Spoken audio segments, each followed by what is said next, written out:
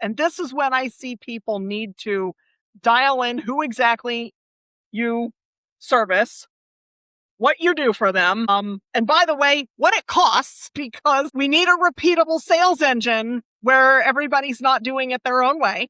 And also on the customer success side of the house, or service or delivery or whatever, every single deal can't be custom anymore.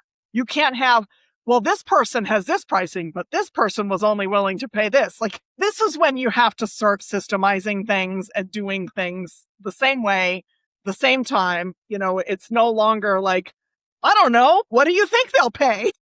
I spent some time in customer success before I went over to the dark side. So I've been handed all of those crazy things. And working with companies where you're like, okay, the salesperson needs to give a quote. And they're like, well, the founder's got to do the quote because there's no established pricing. Red flag, right?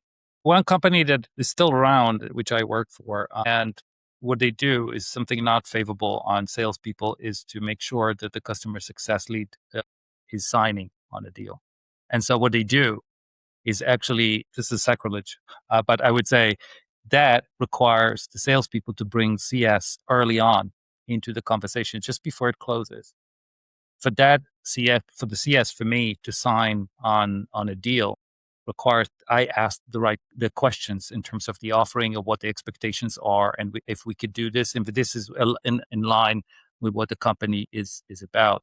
So that adds, and I would say, something that's not comfortable for salespeople, but what it prevented is from the company. Yes. But that prevented, I didn't say no for no reason. I mean, there was a way to overrule me. But then someone needed to explain to me why this would be a good idea to do. And you spend the time to go there. So what it prevented is from sales to just sell anything at any cost, and require them to bring a CS a little earlier before they close to make sure that everyone is aligned. I'm curious, Victoria, you made a face too, so I'm going to ask you.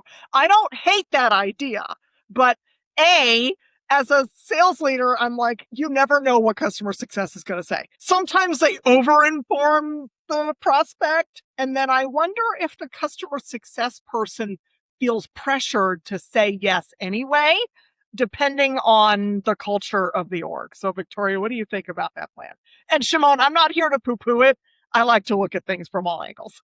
Right. Yeah. No. And I've seen that before as well, right? The pressure to perform in a specific culture. And then, they continue to say yes to all of these things that then impacts upstream and downstream to sales, to the project managers, to the professional services team, depending on the type of business that it is. So it's interesting. It's an interesting way of looking at it. And I don't know, as long as I guess you've got the culture and the team there and you're on the same page across the board, there is that alignment, right?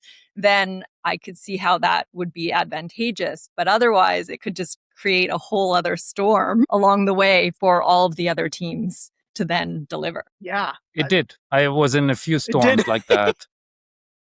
I've also been in those storms.